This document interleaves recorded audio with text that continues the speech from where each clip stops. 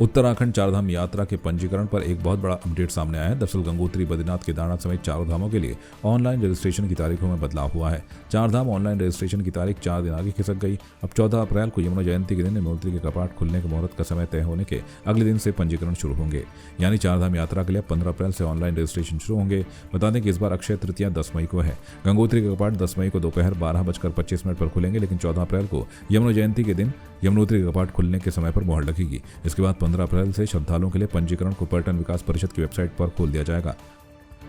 Pauri Lok Sabha seat से कांग्रेस प्रत्याशी गणेश गोदियाल ने बीजेपी पर तीखा हमला बोला है। उन्होंने कहा कि बीजेपी प्रत्याशी और राज्यसभा सांसद रहे अनिल बलूनी को आज वोट बैंक की खातिर सीडीएस जनरल विपिन रावत की याद आई है। उन्होंने कहा कि जब हेलीकॉप्टर क्रैश में जनरल विपिन रावत की मौत हुई थी तो उनकी शहादत पर राज्यसभा सांसद रहते हुए भी अनिल बलूनी उनके गांव नहीं पहुंचे थे। उन्होंने तीखे स्वरों में चुनौती देते हुए कहा कि अगर श्रद्धांजलि देनी ही है तो हेलीकॉप्टर क्रैश के कारणों का खुलासा होना चाहिए, उसकी सार्वजनिक जांच होनी चाहिए। वहीं बीजेपी प्रत्याशी अनिल बलूनी ने गोदियाल पर पलटवार करते हुए कहा कि गढ़वाल के वीर अजीत डोभाल को भी कांग्रेस के लोग ट्रोल करते हैं। विपिन रावत जी के पैतृक गांव में आज गए जब वो चुनाव लड़ रहे हैं, उन्हें वोट की आवश्यकता है।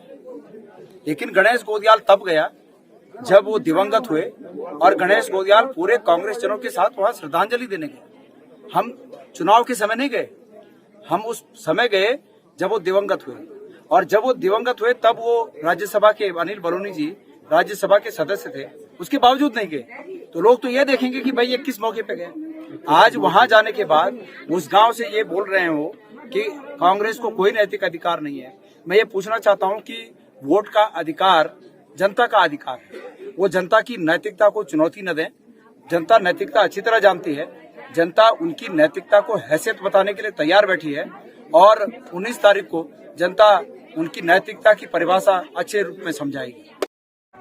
जनरल बिपिन रावत जी के साथ मेरे बहुत ही ज़्यादा अच्छे संबंध रहे। मेरे लिए वो हर वक्त एक आदर्श पुरुष रहे हैं। मेरा सवाल लगातार एक ही किए जा रहे थे, ये कांग्रेस के लोग क्यों नहीं माफ़ी मांगी उस वक्त, क्यों नहीं इस्तीफा दिया, क्यों नहीं राहुल गांधी से पूछा, सोनिया गांधी से पूछा कि आप हमारे वीर को गाली नहीं दे सकते, क्यों नहीं इन लोगों ने उसे इस्तीफा दिया था।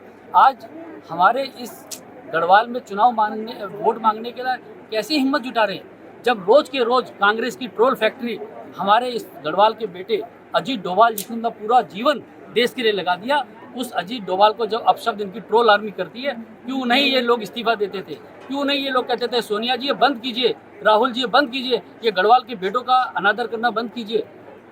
ये कैसे बोल सकते हैं हम लोग जब हेमवती नंदन बहुगुणा उनके राजनीतिक पूरे कैरियर को, उनके जीवन को तबाह करने वाली इंदिरा गांधी थी। इंदिरा गांधी ने उनको जमीन पूरा नेस्तानबूद करने के लिए ताकत लगा दी। उस वक्त क्यों नहीं कांग्रेस के नेताओं ने माफी मांगी थी, क्यों नहीं कांग्रेस के नेता उस वक्त आए थे? ये जरूर सवाल उत्तराखंड की जनता पूछे। लोकसभा चुनाव को लेकर सरगर्मियां तेज हैं। बीजेपी ने अपना चुनाव प्रचार अभियान तेज कर दिया, जिसके तहत लाल कुआं में युवा मोर्चा सहित बीजेपी नेताओं ने अजय भट्ट के प्रचार की कमान संभाली। इस दौरान विधायक मोहन सिंह बिष्ट भी युवा मोर्चा और बीजेपी नेताओं के साथ मौजूद रहे। उन्होंने लाल कुआं मुख्य बाजार में प्रत्येक दुकानों पर जाकर अजय भट्ट के पक्ष में वोट करने की अपील की। विधायक मोहन बिष्ट ने कहा कि कार्यकर्ताओं में बहुत उत्साह का माहौल है, साथ ही विकास कार्यों को लेकर वो जनता के बीच में है और इस बार लाल कुआं विधानसभा क्षेत्र से पिछली बार के मुकाबले वोटों से लोकसभा प्रत्याशी अजय भट्ट को जिताने का संकल्प लिया है। बहुत जबरदस्त तैयारियां हैं और कार्यकर्ताओं में जबरदस्त उत्साह है।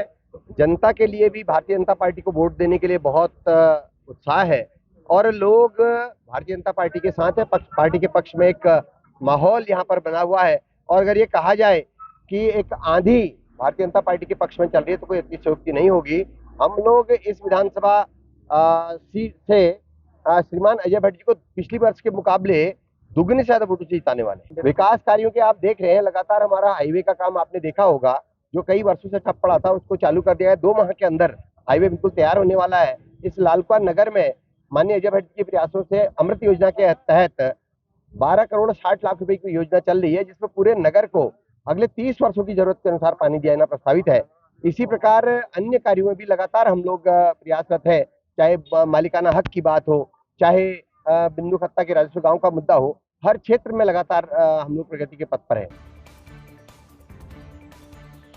हल्द्वानी के सुशीला तिवारी अस्पताल में लाखों रुपए के गबन के मामले में कुछ कर्मचारियों पर जांचों के नाम पर मरीजों से ली गई फीस मेडिकल कॉलेज के खाते में जमा न करने का आरोप लगा था, जिसके बाद मेडिकल कॉलेज प्रशासन की जांच में एक महिला कर्मी के घर कई रसीद बुकें बरामद हुई थी। कार्रवाई करते हुए कर्मचारी को बिलिंग काउंटर से हराकर उससे 2 किश्तों में 7,77,000 रुपए रिकवर भी किए गए। वहीं मामले में 2 अन्य महिला कर्मचारियों की गंभीर लापरवाही मानते हुए कॉलेज प्रशासन ने उनकी सेवाएं समाप्त करने को लेकर भी निदेशालय को पत्र भेज दिया है। हमारे सामने गड़बड़ी सामने आई थी कि एक महिला कार्मिक द्वारा अस्पताल में ओपीडी की रसीदें काटी जा रही हैं और रसीदें भी और उसके साथ धनराशि भी जमा नहीं की जा रही है। तो हमने जब जांच की तो हमने पिछले लगभग 1 वर्ष की 1,75,000 रसीदों की पूरी जांच पूरी कर ली है और उसमें जो सामने आया कि 946 ऐसी रसीदें थी जो संबंधित कार्मिक द्वारा काटी गई लेकिन अस्पताल में जमा नहीं की। उसके सापेक्ष कुल धनराशि 7,57,867 रुपये बनती है जो संबंधित कार्मिक द्वारा जमा की जानी थी। हालांकि बाद में जब मामला संज्ञान में आया तो कार्मिक के द्वारा 2 किश्तों में 7,77,000 रुपये जमा करा दिए गए थे।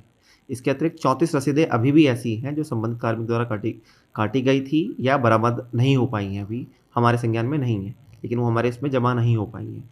इसके अतिरिक्त इस पूरे प्रकरण में एक मेजर जो लापरवाही सामने आई है वो जो पंजीकरण विभाग की प्रभारी थी, उनके द्वारा सामान्य रूप से चेक नहीं किया जाता कि प्रतिदिन हम जो जितनी रसीदें दे रहे हैं वो वापस आ रही हैं। तो यह मामला पिछले लगभग 1 वर्ष से चल रहा है। तो ये पंजीकरण प्रभारी थी, उनके स्तर से भी घोर लापरवाही आई है। देखिए, जो संबंधित महिला कार्मिक थी वो तो सरकारी धन के गबन और लापरवाही की दोषी साबित हुई हैं, तो उस पर क्योंकि वो आउटसोर्स के माध्यम से तैनात है तो जो भी उन पर कार्रवाई होनी है वो होगी। उसके अलावा 2 जो हमारी पंजीकरण प्रभारी और उनकी सहयोगी थी वो हमारे रेगुलर कार्मिक हैं, तो उन पर अनुशासनात्मक कार्रवाई होगी। उसके लिए हम पत्र निदेशालय को भेजेंगे। उत्तराखंड में तापमान में बढ़ोतरी का सिलसिला लगातार जारी है। इस बीच मौसम विभाग ने मौसम बदलने की संभावना जताई है। 11 अप्रैल को उत्तराखंड के कुछ पहाड़ी जिलों में हल्की बारिश होने की संभावना बनी हुई है। वहीं मौसम विभाग ने 13 अप्रैल को प्रदेश के अधिकांश हिस्सों में तेज गर्जना के साथ बिजली चमकने और ओलावृष्टि की आशंका जताई है।